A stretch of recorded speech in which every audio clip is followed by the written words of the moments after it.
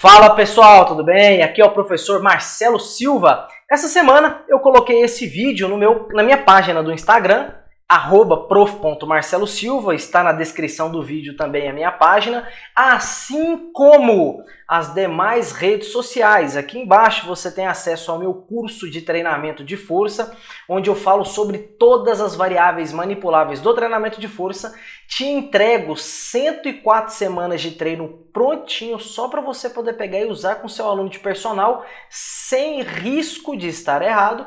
Te ensino também como manipular todas essas variáveis, te entrego uma planilha para controle de carga, teste de força, endurance de força e frequência de treinamento.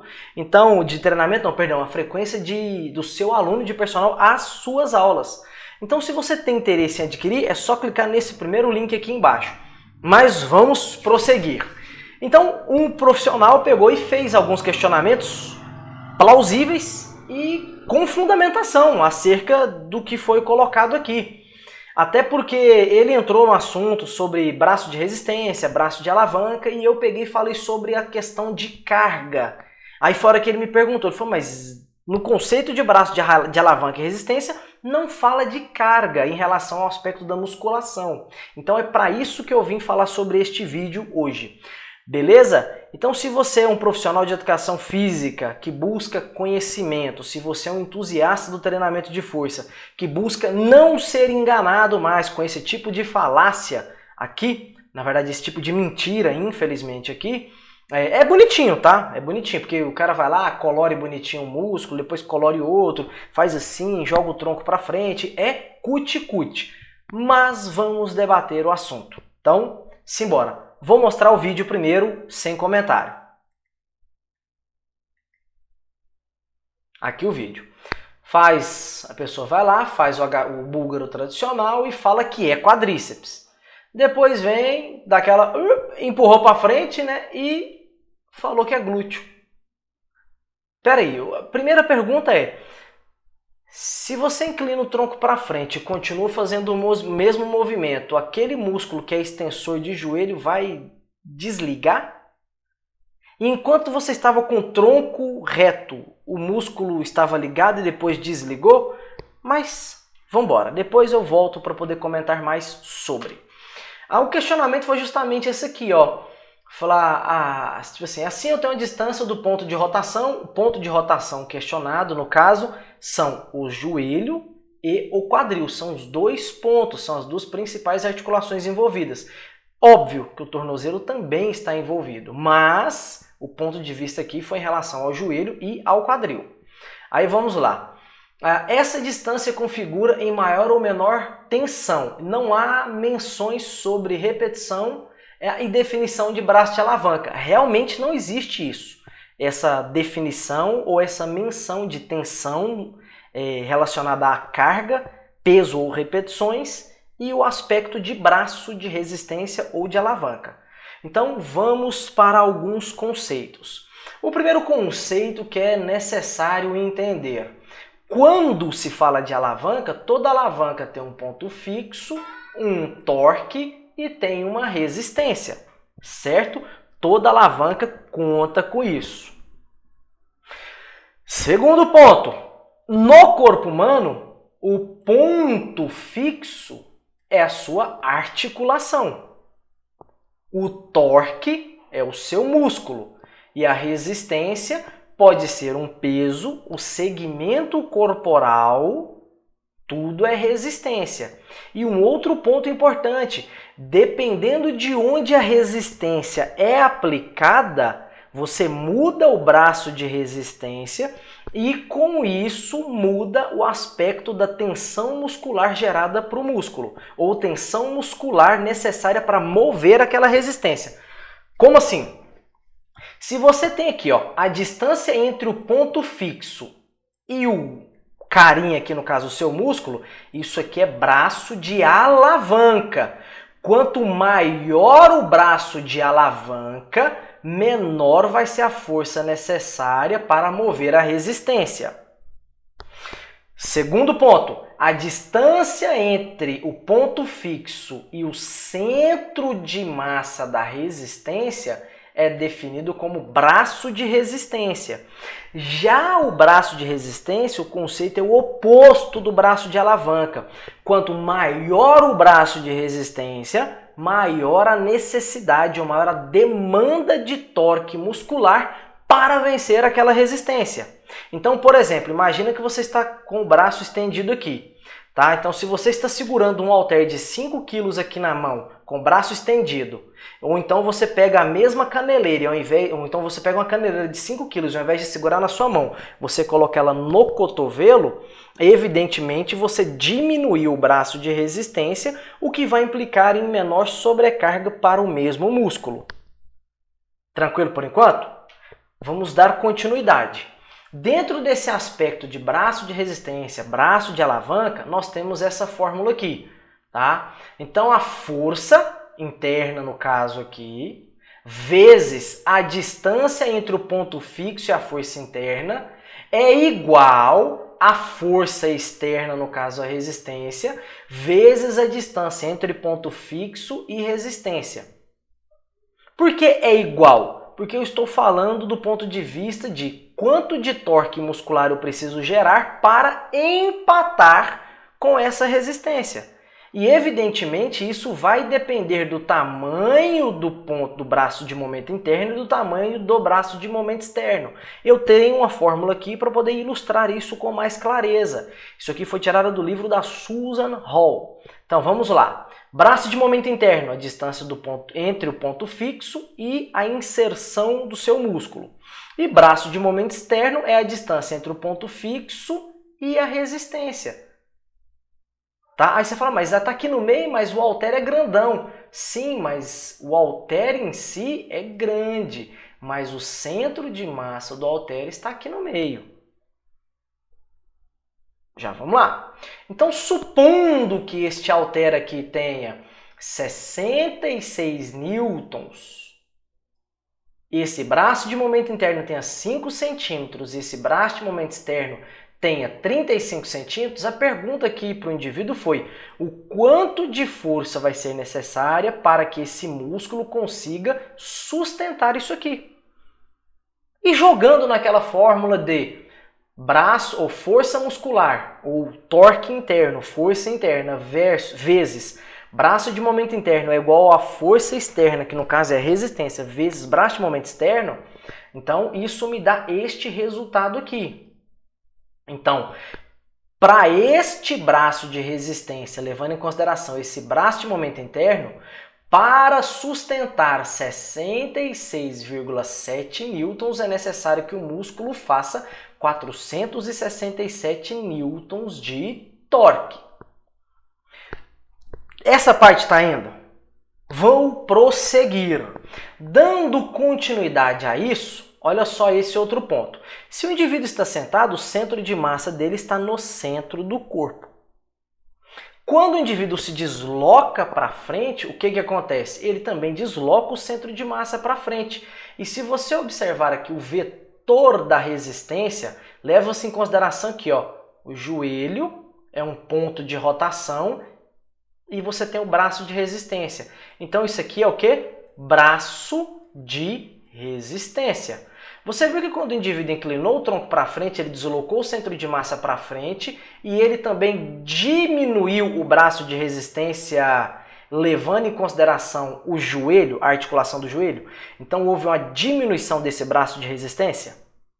E em contrapartida, o ponto fixo do quadril estava aqui, o braço de resistência aqui, o ponto fixo do quadril continuou no mesmo lugar porque é uma articulação e o braço de resistência em relação ao quadril aumentou.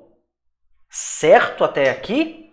Então vamos lá, eu não estou defendendo o exercício, estou defendendo o questionamento do treinador, acho que é do treinador Rafael, tá? Estou defendendo o questionamento dele. Maravilha? Então, vamos dando continuidade. Então, levando em consideração isso aqui, o que você teria? O que nós teríamos? Ponto fixo e outro ponto fixo. O centro de massa da moça está aqui, supondo que seja apenas a resistência, só o peso do corpo dela. Então, você tem esse braço de resistência em relação ao quadril e esse outro braço de resistência em relação aos joelhos. Maravilha? Então vamos lá, vamos dando continuidade aqui. Quando... Olha lá, pera aí. Vou colocar um pause, negócio certo, parou. Quando ela jogou o tronco para frente, o que foi que aconteceu aqui? Olha lá. Aqui o ponto fixo do quadril e a resistência, ela jogou o centro de massa para frente. Então, nesse ponto aqui, ela aumentou o braço de resistência em relação ao quadril e diminuiu em relação ao joelho. Se você for levar em consideração isso aqui e um outro ponto que é importante, quando ela joga o tronco para frente, o ângulo de flexão de quadril aumenta. Então, você também faz um maior pré-estiramento dos glúteos, correto? Então, nesse ponto de vista aqui, pintar o bumbum faz sentido, mas não significa que a tensão para o bumbum, para o glúteo, seja exclusiva. Isso não existe. Até porque, mesmo diminuindo o braço de resistência para os extensores de joelho, não houve mudança no ângulo articular dos joelhos. Então não houve redução da amplitude de movimento para os extensores de joelho e não havendo mudança na amplitude de movimento dos extensores de joelho, você não pode afirmar que você tirou a sobrecarga do quadríceps e passou a sobrecarga para o glúteo. Esta informação aqui ela é mentirosa. O que é que faz sentido? O que faz sentido é o seguinte. Olha, se eu comparar este movimento aqui com este movimento, movimento 1, então vamos lá. Se eu pegar o movimento 1, esse aqui, e movimento 2, esse aqui, eu tenho maior atividade do glúteo no movimento 2 quando comparado ao movimento 1. Certa essa informação? Segurou essa informação? Agora vamos para o próximo ponto que é importante, que foi quando eu falei da questão de tensão ou braço ou carga. Vamos lá, se eu fizer 5 repetições aqui, com a mesma mulher com a mesma massa corporal, 5 repetições aqui e 5 repetições aqui, a tensão muscular do glúteo aqui é maior do que no movimento anterior. E a tensão muscular no quadríceps, nesse caso, é menor do que no anterior em virtude da diminuição do braço de resistência. Mas o movimento angular é o mesmo. Só que o que nos traz para um segundo ponto. Jovem, se você aumentar o peso, ou seja, se ao invés dela estar fazendo só com o peso do corpo, ela simplesmente aumentar 2 quilos, 3 quilos, 10 quilos, mesmo que ela permaneça com o tronco para frente, ela aumentando 10 quilos ali, por exemplo, é impossível você virar e falar que a tensão muscular imposta ao quadríceps, aqui, mesmo que ela esteja inclinada, se ela aumentar o peso, a tensão imposta ao quadríceps, aqui vai ser maior do que no anterior. Aí você fala, pera, não entendi, mas por quê? Olha só, a tensão muscular, se eu simplesmente sustentar aqui, eu peguei isso aqui, tá? Se eu pegar isso aqui e sustentar com o braço estendido aqui, ó, sustentei com o braço estendido, maravilha? Se eu pegar esse pezinho aqui, vamos supor que tem 1 kg, e passar ele para cá, certo? Se eu passar para cá esse pezinho de 1 kg, eu diminui o braço de resistência. Mas e se ao invés desse 1 kg aqui agora eu colocar 20 quilos? Você concorda que mesmo levando em consideração esse braço de resistência aqui, eu aumentando consideravelmente esse peso, aqui eu não posso ter uma correção disso? Aí você fala, ainda não entendi. Então eu vou te mostrar. Segura um pouquinho que já vem a explicação. Calma aí só. Olha aqui. A primeira situação foi aquela que eu falei. Braço de momento interno, 5 centímetros, torque. Quanto de força o meu músculo vai precisar gerar para poder sustentar uma resistência de 50 newtons se o braço de momento externo for 35 centímetros. Então faz de conta que você está sustentando um peso com o braço estendido assim para frente, tá? Você está sustentando aqui um determinado peso. Vamos supor que daqui da articulação até a sua mão tenha 35 centímetros. Da sua articulação até a inserção do deltoide tenha 5 centímetros e você está segurando 50 newtons. Para que isso aconteça, o seu deltoide precisa fazer um torque de 350 newtons. Só que aqui agora, o que eu fiz? Eu fiz de conta que ao invés de você estar segurando o peso aqui no punho, você trouxe o peso aqui para o terço proximal do antebraço, tá? Então você trouxe aqui para perto do cotovelo, você diminuiu o braço de resistência em 10 centímetros. Só que ao invés de estar segurando 50 newtons, agora você colocou 150 newtons aqui. Colocando 150 newtons aqui e mantendo você é o mesmo indivíduo, então tem a mesma distância entre a sua articulação e a extensão do deltoide, logo, para vencer essa mesma resistência, agora são necessários que o seu deltoide faça 750 newtons. Ou seja, mesmo que você reduza o braço de resistência aqui, ó, se você reduzir o braço de resistência trazendo o centro de gravidade para frente, se você diminuir o braço de resistência em relação aos extensores de quadril, ao aumentar a quantidade de peso, essa tensão mecânica, essa tensão imposta ao músculo, a força, o torque muscular vai ter que aumentar. Muito provavelmente podendo chegar ao ponto de superar e muito o que você estava fazendo antes. Aí você fala, tá, e o que tem a ver agora o número de repetições? Se você realiza o maior número de repetições possíveis, treina até a falha, independente de você diminuir ou aumentar o braço de resistência, a sobrecarga muscular vai ser a mesma. Então, por exemplo, se você faz 10 repetições com um determinado braço de resistência, no anterior aqui, por exemplo, aí eu consegui fazer 10 repetições assim.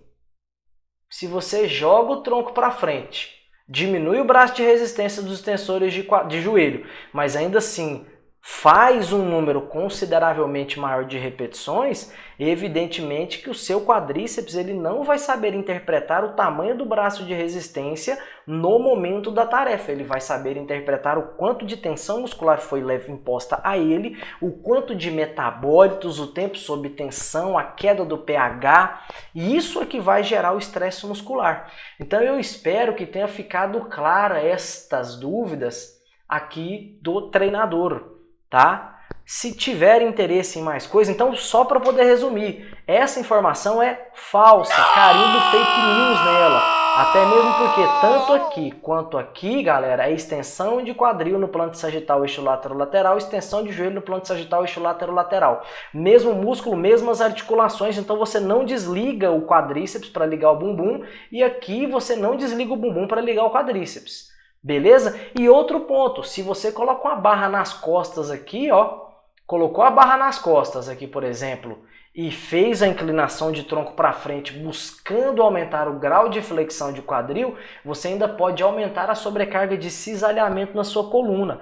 Então, para ser um pouco mais inteligente na hora da prescrição, ao invés de inclinar o tronco para frente, coloca um step aqui embaixo, que ao colocar o step nos pés, ou que seja uma anilha, duas anilhas e vai progredindo, e manter a amplitude de descida até o joelho tocar o solo, você pode sim ter o mesmo grau de flexão de quadril sem essa sobrecarga demasiada na coluna. Se quiser entender mais sobre cinesiologia e biomecânica aplicada ao treinamento de força, vem comigo, me acompanha, me siga nas minhas outras redes sociais que com frequência eu estou colocando material do modelo, tá? Então, um forte abraço e fica com Deus!